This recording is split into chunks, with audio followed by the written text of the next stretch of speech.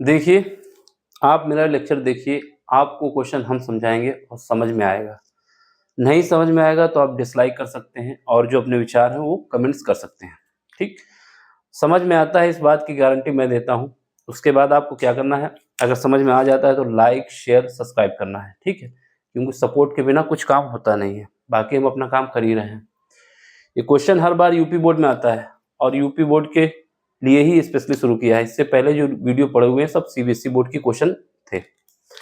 अब ये क्वेश्चन जो है सैंपल क्वेश्चन पेपर है किसका, 2023-24 का, जो यूपी बोर्ड ने दिया था उसका क्वेश्चन है, जो कि हमारा 24-25 के लिए भी इंपॉर्टेंट हो जाता है।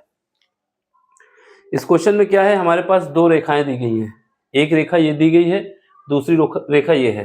अब हमसे कह रहा है कि इनके बीच की न्यूनतम दूरी क्या है, ठीक? सबसे पहले इसको हम मानक इक्वेशन से कंपेयर करेंगे, यानी हमारा काम क्या है, मानक इक्वेशन से कंपेयर करने के बाद vector a1, vector b1, vector a2, vector b2 ये निकालना है। फिर उसके बाद जो डिस्टेंस का फार्मूला होगा उसको अप्लाई करेंगे। तो हमारा काम क्या है, सबसे पहले इसको कंपेयर करते हैं।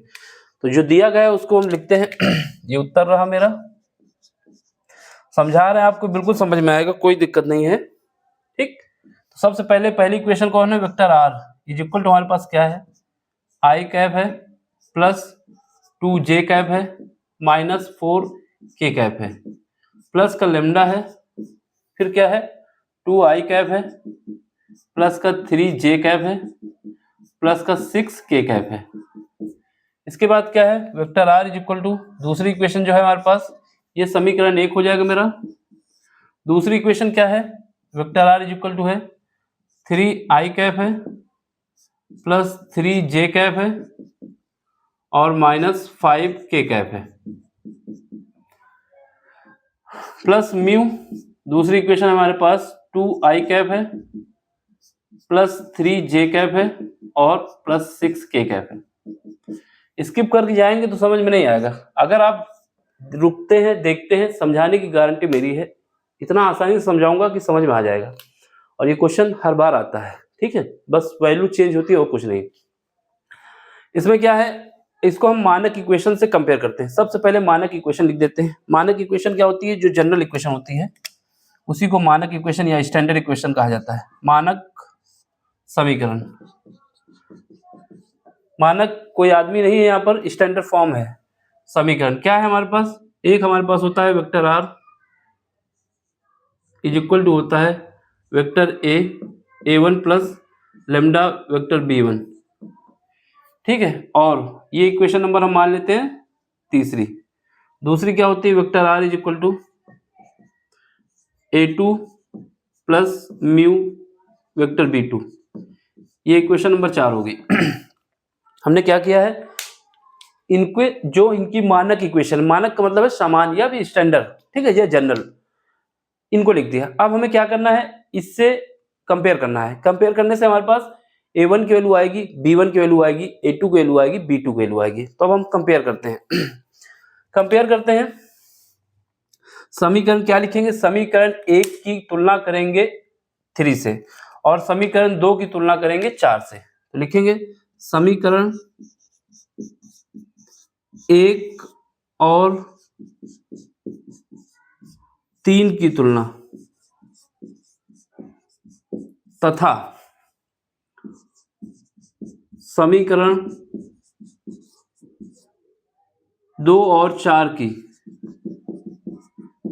की तुलना, ठीक है, ये तुलना है, इन दोनों की तुलना करते हैं, कंपेयर करते हैं। तो यहां से वेक्टर a1 निकलेगा। वेक्टर a1 कितना निकलेगा, वेक्टर a1 जो निकलेगा हमारे पास इस वाले को, क्योंकि लेमडा वाला लेमडा से जाएगा, म्यू वाला म्यू से जाएगा, तो यहां से i cap plus 2j cap minus 4k cap, ठीक है। और वेक्टर b1 कितना निकलेगा, वेक्टर b1 निकलेगा हमारे पास ये वाला part, 2i cap plus 3j cap plus 6k cap. और इसके बाद वेक्टर a2, जब 2 और 4 की तुलना करेंगे, 2 और 4 की, तो यहां से a2 निकलेगा। a2 कितना है, 3i cap plus 3j minus 5k। और क्या निकलेगा? Vector b2। वेक्टर b2 कितना निकलेगा? ये 2i plus 3j plus 6k। ये हमारा आ गया। देखो जो इम्पोर्टेंट बात यहाँ पे है, इम्पोर्टेंट बात यहाँ पर ये है कि b1 और b2 वेक्टर जो हैं ये बिल्कुल इक्वल हैं, इसमें कोई चेंज नहीं आया। क्या आया? ये बराबर आए हैं। एक तो ये तरीका है, या फिर वेक्टर जो b1 हमारा निकल के आया है इनके रेशियो, यानी b1 का i का जो पार्ट है उसका कोफिशिएंट, जो b1 में i का पार्ट है x एक्सिस पे है उसका, और b2 में जो i का है इनका रेशियो निकालते हैं। फिलहाल तो ये बराबर है, एक तो ये देखने से लग गया है। फिर उसका इनका रेशियो भी चेक कर लिया जाता है, क्या इनका रेशियो बराबर आ रहा है? यानी इसका जो i का कैप है और जो इसका i कैप है इनका रेशियो निकालेंगे, इसका j का और j का इसका रेशियो निकालेंगे, इसके k का और k का रेशियो निकालेंगे। अगर ये तीनों रेशियो बराबर आते हैं तो लाइन हमारी होती है पैरेलल लाइन। यहाँ पर तो आपको सुविधा ये है कि जो वैल्यू ये है वही वैल्यू ये है, तो एक तो काम बन गया था। तो ये लाइन कैसे आती है? Parallel line. और पैरेलल लाइन के लिए अलग फार्मूला होता है। अब यहाँ पे लिख देना समांतर लाइन, पैरेलल का मतलब है समांतर। अब यहाँ पे लिखना है वेक्टर b1 और b2, वेक्टर b1 और वेक्टर b2 इसको बराबर मान लेंगे वेक्टर b के। ये बराबर कितना आया है मेरा? 2i plus 3j plus 6k। ये हमारी इक्वेशन है। कौन सी इक्वेशन है? समांतर लाइन की। यानी ये दोनों लाइन जो रेखाएं हैं ये एक दूसरे के पैरेलल हैं। पैरेलल का मतलब है इनके बीच की डिस्टेंस हमेशा कांस्टेंट रहेगी। ठीक है, तो ये पैरेलल लाइन है। तो लिख देंगे समांतर लाइन की लाइन है। ये जो हमारे पास रेखाएं, इसलिए रेखाएं एक दूसरे के समांतर हैं, एक दूसरे के समांतर हैं। समांतर का मतलब है पैरेलल है। ठीक है, और यहाँ पे लिख सकते हैं कि जो हमारे पास वेक्टर a1 डैश इनका जो कोफिशिएंट है उसको मानते हैं। ये a2 dash is equal to b1 dash plus b2 dash is equal to c1 dash divide by c2 dash. तो ये सब बराबर कितना आएगा? 1:1, क्योंकि पहला क्या है? 1 1 है ना, 2 है, तो 2 आएगा 2, और इसका भी 2 है। तो यहाँ इनसे कंपेयर किया जाता है ना, ये 2 2 है दोनों का, यहाँ पर 3 3 है और यहाँ पर 6 6 है, और ये रेशियो कितना आ गया? सब बराबर आ गया। तो ये हमारे पास क्या आया? सब इक्वल आ गया। तो अब इसको लिख सकते हैं 1 बराबर 1 बराबर 1, सब बराबर आ गए। तो एक तो ये है कि हम ये कंडीशन के हिसाब से बता सकते हैं कि अगर इनका रेशियो, यहाँ पर a1 डैश का मतलब है जो इसके अंदर है ना, इसके जो कोफिशिएंट है उनको बताया जा रहा है। b1 डैश का मतलब है जो इसके अंदर है, इनको अलग से i कैप j कैप के रूप में लिख सकते हैं। अलग अलग दिखाना होता है क्योंकि a1 a2 हम मान ही चुके थे, इस वजह से उसको अलग दिखाया है। और दूसरा, या तो इनका रेशियो देख लिया जाता है, या फिर ये दोनों इक्वेशन अगर बराबर होती है ना, हमेशा के लिए याद रखना, अगर b1 और b2 बराबर आया तो ये कंडीशन है समांतर लाइन की। अगर उसके बाद आपको लगता है नहीं बराबर है तो आप उनका रेशियो को चेक कर सकते हैं। अगर रेशियो बराबर आता है तो भी समांतर लाइन की है। कभी कभी हो सकता है कि यहाँ पर 2 से मल्टीप्लाई कर दे, है ना, सारी इक्वेशन पे, लेकिन रेशियो तो इनका सेम आएगा 2 से मल्टीप्लाई करने के बाद भी, तो उससे भी जज किया जाता है। फिलहाल आपको देखने में लग गया था कि ये समांतर लाइन की इक्वेशन है। ये इसलिए इंपॉर्टेंट है कि अगर आप डिस्टेंस का फार्मूला लगाते, जो नॉर्मल फार्मूला होता है, क्या होता है? b1 क्रॉस b2 निकालते हैं, a2 माइनस a1 निकालते हैं, उन दोनों का डॉट प्रोडक्ट करते हैं, फिर डिवाइड करते हैं b1 क्रॉस b2 के मॉड से, तो ये 0 आ जाता और डिस्टेंस 0 नहीं होती। क्यों 0 आता? क्योंकि ये दोनों बराबर हो जाते हैं। ठीक है, तो b1 क्रॉस b2 0 आता तो पूरी इक्वेशन 0 हो जाती। तो ये समांतर लाइन है, इसके लिए अलग फार्मूला लगता है। तो डिस्टेंस फार्मूला देख लो समांतर लाइन के लिए। डिस्टेंस फार्मूला है समांतर लाइन के लिए, यहाँ पर आ जाएगा, नहीं आ पाएगा। समांतर लाइन के लिए डिस्टेंस फार्मूला, समांतर रेखा के लिए, रेखाओं के लिए दूरी, न्यूनतम दूरी, न्यूनतम दूरी। ठीक है, न्यूनतम दूरी का जो फार्मूला होता है यहाँ पे देखो, वो फार्मूला ये होता है कि यहाँ से दिख जाएगा ये लाइट पड़ जाएगी ना यहाँ पे। वेक्टर आर डी को लिखेंगे डिस्टेंस से, तो डी इज इक्वल टू होता है मेरे पास क्या, मॉड के अंदर जाएंगे, यहाँ पर वेक्टर बी लिखेंगे, इसका क्रॉस मल्टीप्लिकेशन होगा वेक्टर a2 माइनस a1 से, और डिवाइड करेंगे जो वेक्टर बी है उसके मॉड से, जो वेक्टर बी है उसके मॉड से, तो ये फार्मूला हो जाएगा। ये इंपॉर्टेंट बात है, इस वजह से अगर आप यहाँ पर पैरेलल लाइन की कंपेयर ना कर पाते, पैरेलल लाइन ना निकाल पाते, तो आपके पास फार्मूला क्या होता है, फार्मूला होता है मेरे पास b1 क्रॉस b2, और b1 क्रॉस b2 निकालते ये दोनों इक्वल आ रहे हैं तो जीरो आ जाता, तो पूरी इक्वेशन जीरो हो जाती है ना। इस वजह से ये पैरेलल लाइन की इक्वेशन का ही फार्मूला लगेगा। अब हमारा काम क्या है, a2 माइनस a1 निकालने, a2 माइनस a1 निकाल लेते हैं, a2 माइनस a1, ठीक है, a2 माइनस a1 निकालेंगे। यहाँ पे एक तो रिंग लाइट की वजह से थोड़ी सी दिक्कत आती है, यहाँ नीचे देखो a2 माइनस a1, ठीक है, अब सही है। अब a2 वेक्टर हमने निकाल चुका है, कितना है 3 i कैप, और क्या है plus 3 j cap, 3 i cap plus 3 j cap, और क्या है माइनस 5 k कैप। अब इसके बाद a1 कितना है, उसको सीधे माइनस के साथ लिखते हैं क्योंकि माइनस है ना यहाँ पर ये, तो इसको घटाते हुए लिखते हैं माइनस लगाते हुए, तो माइनस i कैप, ये माइनस 2j कैप, और ये माइनस माइनस प्लस हो जाएगा 4k कैप, ठीक, ये हमने लिख दिया है।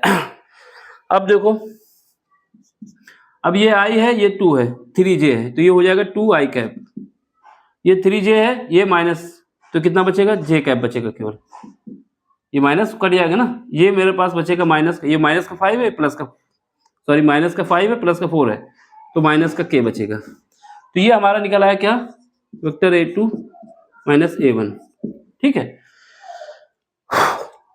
अब ये क्या है हमारे पास, b1 क्रॉस b2 निकाल लें, b1 क्रॉस b1, यहाँ पर क्या है b1 cross a2 minus a1, ये निकाल लिया a2 माइनस a1। अब इसका क्रॉस प्रोडक्ट करते किसके साथ, b के साथ, b क्या है जो हमने ये आया था b1 b2 जो आया था वो हमने b मान लिया था वहां पे, ठीक है, ये b माना ना इसको। तो हमारा काम क्या है, b1 का क्रॉस, ये b1 को b लिखो क्योंकि हम b मान चुके हैं, किससे करना है, a2 माइनस a1 से, तो कर लो यहाँ पर, ये क्या होगा i कैप, j कैप और k कैप, ठीक है। अब देखो b1 में क्या है, ये है हमारे पास 2 3 6 कोफिशिएंट लिखने होते हैं यहाँ पर, और ये कितना निकाला है 2 1 माइनस 1। अब इसका वैल्यू निकाल लो, यहाँ से i कैप, ये हटाओ, माइनस 3 का मल्टीप्लाई 1 से होगा, तो देखो इसको जब i लेंगे तो ये हटा देंगे ऊपर का, इसका इसके साथ, माइनस का 3 इसका इसके साथ, माइनस का 6, फिर क्या है माइनस का j लगाओ, फिर क्या है इसका इस हटा दो, ये हटा दो, माइनस 2, ये इसके साथ माइनस का 12, फिर क्या है प्लस का k लगा दो, ठीक है, k लगा देंगे, k आ जाएगा, कितना आ जाएगा, ये हटा दो, ये हटा दो, 2 आ जाएगा, और ये 6, तो इसको सॉल्व कर लो, कितना आया, ये हमारे पास आ गया, कितना आ गया मेरे पास ये हमारे पास आ गया माइनस का 9 i कैप, ये कितना आ गया minus minus plus 4 j cap, फिर क्या आ गया माइनस का 4 k कैप, तो ये निकाल लिया हमने, ठीक है। ये ऊपर याद रखना ये मॉड है, यहाँ पर दिक्कत नहीं होगी कुछ। अब सुनो, अब क्या करना है, अब हमारे पास जगह भी कम पड़ जाएगी, अब यहाँ पे ऊपर बन जाएगा, नहीं बनेगा, तो यहाँ पे हम निकाल लेते हैं मॉड ऑफ b हमारा ये है, इसका मॉड निकाल लेते हैं। मॉड निकालने के मतलब अंडर रूट के अंदर ले जाएंगे, सबको स्क्वायर कर देंगे, तो ये कितना है 2 का स्क्वायर यानी 2 का स्क्वायर करो, प्लस 3 का स्क्वायर यानी 3 का स्क्वायर करो, प्लस 6 का स्क्वायर 6 का स्क्वायर करो, ठीक है। अब इसको सॉल्व करो, ये कितना आ जाएगा, ये हमारे पास आ जाएगा 4 + 9 + 36, जब इसको ऐड करो कितना आ जाएगा 49। 49 को जब स्क्वायर रूट के बाहर निकालोगे थोड़ा नीचे कर देते हैं इसको, तो यहाँ से हमारे पास मॉड ऑफ बी आ जाएगा। मॉड ऑफ बी कितना आ गया? मॉड ऑफ बी आ गया मेरे पास 7। ठीक है, अब हमारे पास क्या है, ये हमने निकाल लिया है, कितना आया है -14, और ये हमारे पास क्या है b1 क्रॉस b2 आया है, b1 cross a2 minus a1, बार बार वही निकलता है, तो ये निकाल लिया। अब वैल्यू हमको यहाँ पे पुट करनी है। ठीक है, तो इसको देख लेते हैं, जगह क्योंकि कम है इस वजह से ऊपर ही एडजस्ट करते हैं। रिंग लाइट को बंद कर देते हैं।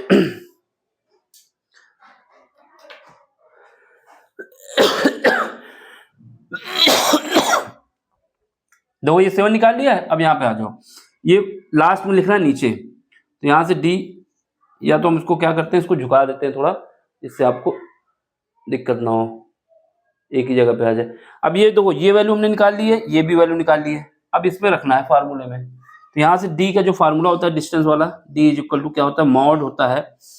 यहाँ पे क्या रखना है, b1 cross b cross a2 minus a1। ये कितना निकाला हमने, ये निकाला है, कितना निकाला है -9 i कैप प्लस का 14 और माइनस का 4 आई वाई के साथ देखो, माइनस का 9 i कैप प्लस का 14 के कैप जे कैप माइनस का 4 के कैप। नीचे क्या है, ये हमने निकाल लिया, कितना निकला है 7 निकला मॉड, तो ये 7 है, इससे लेना देना कुछ नहीं है। ठीक है, अब इसको हमें सॉल्व करना है, जगह एडजस्टमेंट सही नहीं हो पाया, उसको देख लो, ऐसे ही देखो, नीचे करके दिखा दे रहा है, बाद में ऊपर कर देंगे, स्क्रीनशॉट ले लेना। अब यहाँ पे आओ, अब यहाँ पे निकालो, तो इसका क्या करना है, मॉड निकालना है। ये तो मॉड निकाल ही चुका है, तो इसको 1/7 बाहर रख दो, अंदर आ जाओ, अंदर करोगे इसका स्क्वायर करो, तो वहाँ पे दिखेगा, नीचे लाएं इसको। जगह का सही से यूज नहीं हो पाया इस बार।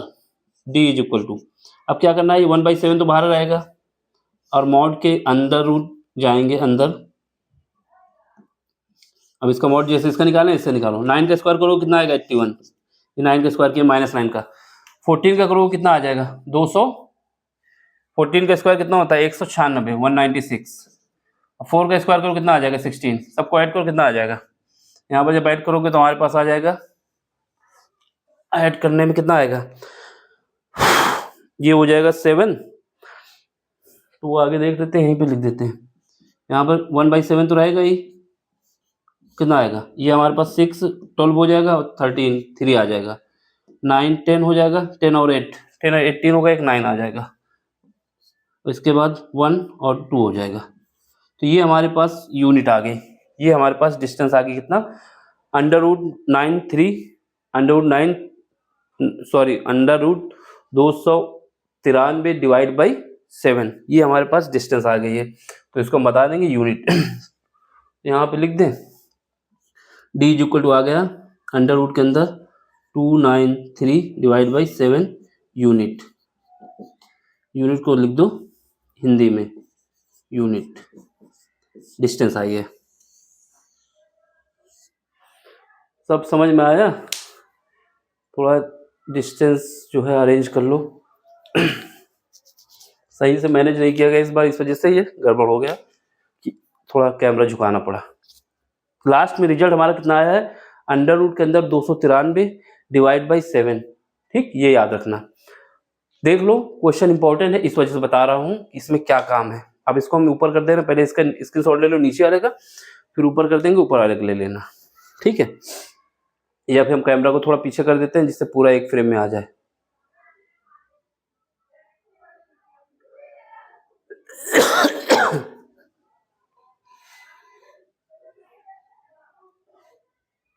एक मिनट रुकना,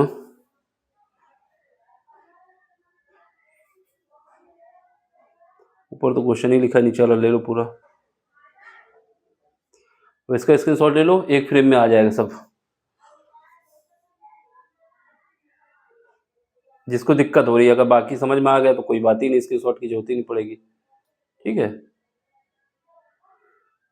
ये नीचे वाला रिजल्ट लिखा हुआ है, यहाँ पे लिख दे रहे हैं, डिस्टेंस जो हमारे पास निकल के आई है डी इज इक्वल टू आ गई है 1/7 अंडर रूट के अंदर 293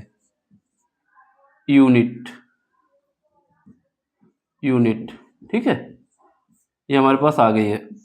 देख लो, ये क्वेश्चन इंपॉर्टेंट इस वजह से हो जाता है ना, क्योंकि हमारे पास जो याद होता है हम लोग याद करके जाते हैं, पहला लाइन वाला भूल जाते हैं। क्या याद करते हैं? B1 cross B2 dot product करेंगे A2 माइनस A1 के साथ, डिवाइड करेंगे B1 क्रॉस B2 का मॉड के साथ, तो B1 क्रॉस B2 पहले लाइन में 0 आ जाता है। जब 0 आएगा तो पूरी डिस्टेंस 0 आ जाएगी। इसलिए याद रखना, हमें देखना होता है कि अब B1 B2 बराबर हैं या B1 B2 का रेशियो इक्वल आ रहा है, तो ये पहले लाइन की कंडीशन है। देख लो, अगले क्वेश्चन में मिलते हैं अगले लेक्चर के साथ। समझ में आया तो लाइक शेयर सब्सक्राइब कर देना, बाकी आपके विचार। Thank you for watching.